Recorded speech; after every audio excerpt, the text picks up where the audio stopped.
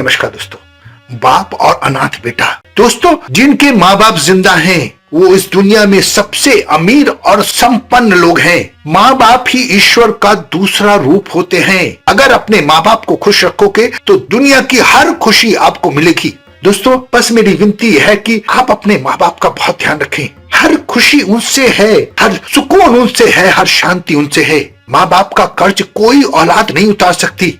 एक बार की बात है, एक लड़का अपनी बीबी और पिता के साथ रहता था। बीबी बार बार उसे परेशान करती थी कि पिताजी को अनाथालय आश्रम छोड़ाओ, मैं इनकी सेवा नहीं कर सकती। सारा दिन इनकी देखभाल में गुजर जाता है, 1 मिनट का भी आराम नहीं मिलता है।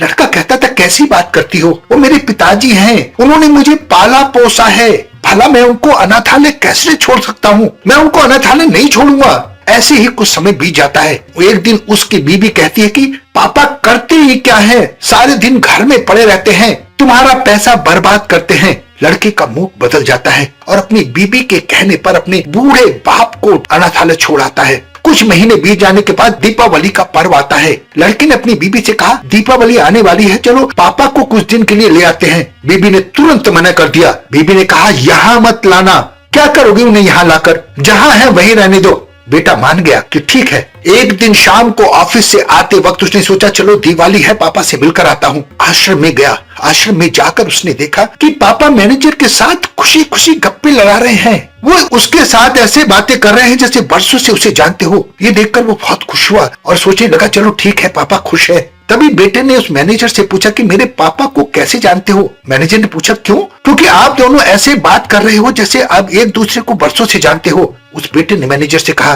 तब मैनेजर ने मुस्कुराकर कहा, हम इनको तब से जानते हैं जब से एक बच्चे को अनाथालय से गोद लेने के लिए आए थे।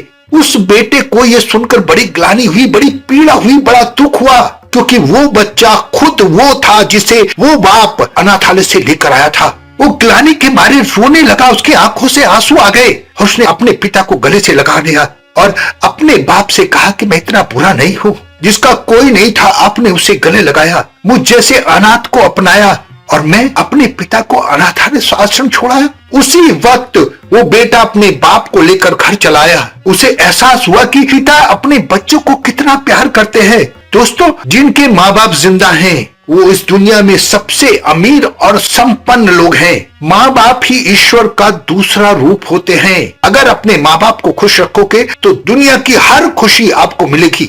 दोस्तों, बस मेरी विनती है कि आप अपने माँ बाप का बहुत ध्यान रखें। हर खुशी उनसे है, हर सुकून उनसे है, हर शांति उनसे है। माँ बाप का कर्ज कोई औलाद नहीं उतार सकती। अपना बहुत ध्यान रखें, हंसते रहें, मुस्कुराते रहें, खुश रहें। धन्यवाद।